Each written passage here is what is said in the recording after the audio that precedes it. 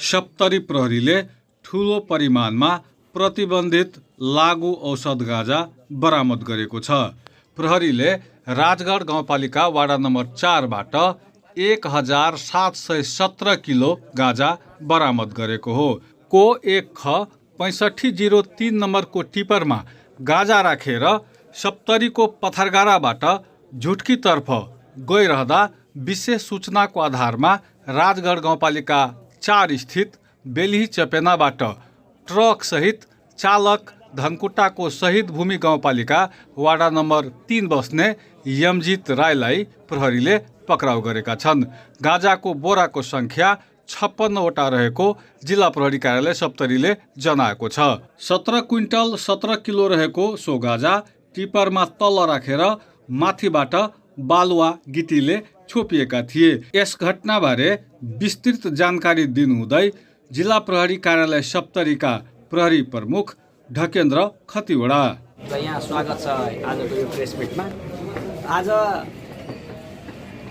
हामीले यो 17 quintal 17 kilo लागु औषध गाँजा टिपर र टिपर चालक सहित प्रहरी नियन्त्रणमा गत राति हामीले लिएका छौँ।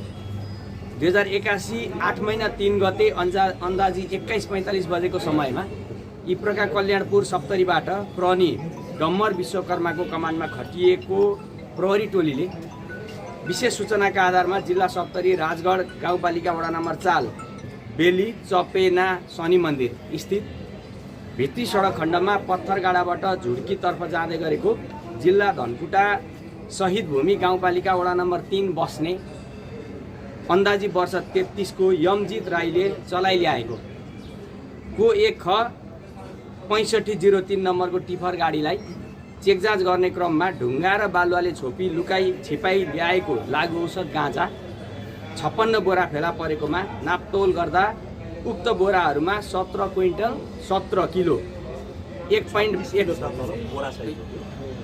ग्राम बराबरको लागु औषध गाँजा बरामद गरी टिफर र टिफर चालक सहित नियन्त्रणमा लिई आवश्यक कानुनी प्रक्रिया अगाडि बढाइएको बेहोरा सूचित गरिन्छ।